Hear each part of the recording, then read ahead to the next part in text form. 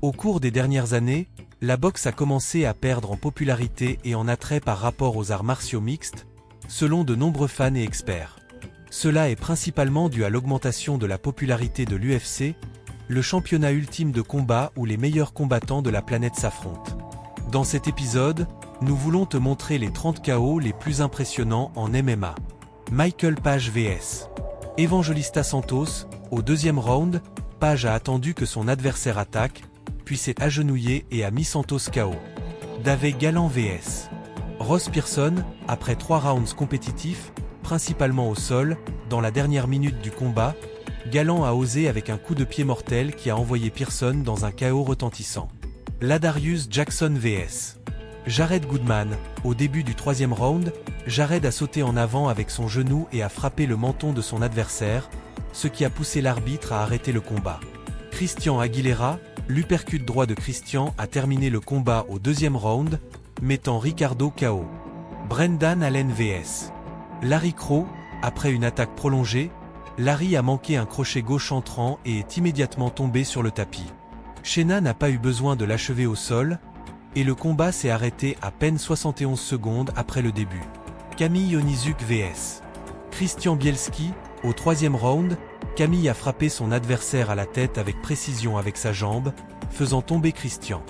L'arbitre a immédiatement arrêté le combat, accordant à Camille une victoire anticipée.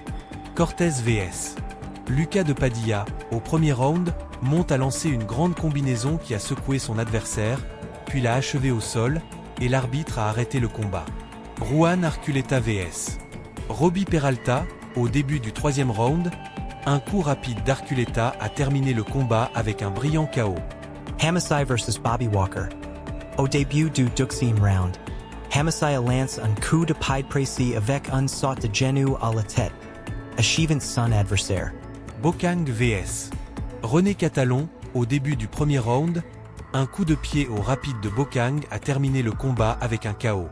Thomas Oswizinski vs Erko Junio. Au début du premier round, Thomas a pris le centre de l'octogone, mais après avoir tenté d'attaquer, il a manqué un crochet droit entrant et est immédiatement tombé. Ce ne sont là que quelques-uns des KO les plus impressionnants de l'histoire récente des MMA, démontrant l'excitation et l'attrait croissant de ce sport.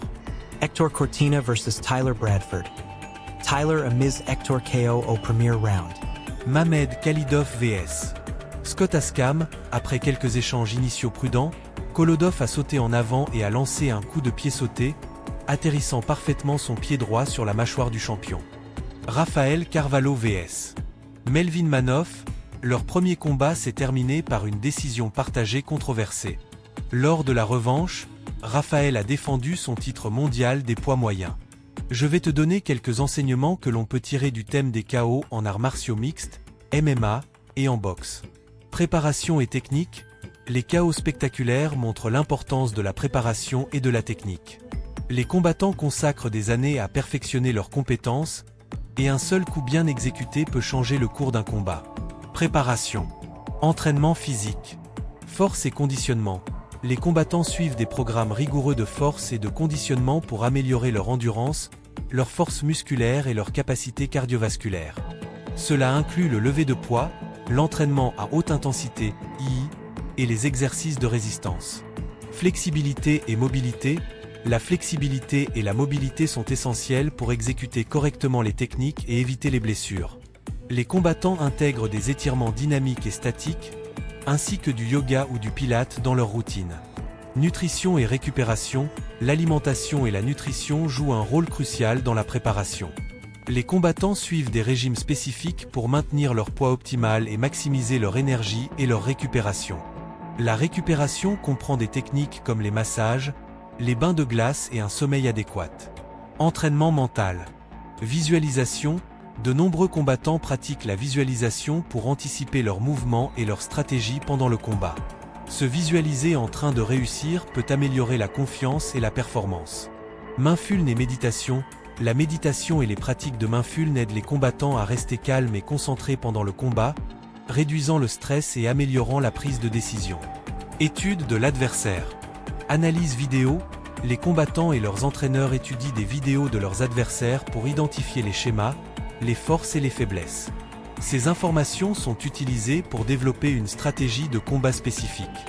Planification de stratégie, en se basant sur l'analyse de l'adversaire, les combattants développent des stratégies détaillées pour le combat, incluant comment se défendre contre les techniques de l'adversaire et comment exploiter ses faiblesses. Technique. Maîtrise des compétences de base. Frappe, en boxe et en MMA, les combattants pratiquent diverses techniques de frappe, comme le JAB, le cross, l'uppercut et les crochets. La maîtrise des frappes inclut le bon alignement du corps, l'utilisation du poids et de la vitesse. Coups de pied, en MMA, les coups de pied sont également importants. Les combattants pratiquent les coups de pied bas, moyens et hauts, ainsi que les coups de pied circulaires et les coups de genou. Défense. Les techniques défensives, comme le mouvement de la tête, le blocage, l'esquive et le clinch, sont essentielles pour éviter de recevoir des coups et contre-attaquer efficacement. Travail de pied et mouvement. Travail de pied, le jeu de jambes est fondamental pour maintenir l'équilibre, créer des angles d'attaque et de défense, et se déplacer efficacement sur le ring ou dans l'octogone. Distance et timing, maintenir la distance adéquate et le timing parfait sont cruciaux pour attaquer et se défendre. Les combattants s'entraînent constamment pour perfectionner ces aspects. Combat au sol, en MMA. Lutte et grappling, les techniques de lutte, comme les takedowns et le contrôle de l'adversaire au sol, sont essentielles. Cela inclut des techniques de lutte et de judo. Soumission. Les combattants pratiquent une variété de soumissions, comme les clés de bras, les étranglements et les clés de jambes, pour finir les combats au sol. Sparring et simulation de combat. Sparring. Le sparring est une partie cruciale de l'entraînement, permettant aux combattants de mettre en pratique leurs techniques et stratégies dans un environnement contrôlé mais réaliste. Simulation de combat. Les entraîneurs simulent des situations de combat spécifiques pour préparer les combattants à divers scénarios qu'ils pourraient rencontrer pendant un combat.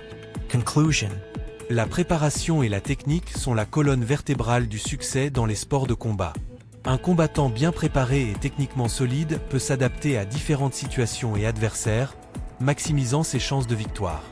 La dédication et l'engagement nécessaires pour atteindre un haut niveau dans ces aspects reflètent également des valeurs importantes qui peuvent être appliquées dans d'autres domaines de la vie, comme la discipline, la résilience et la persévérance.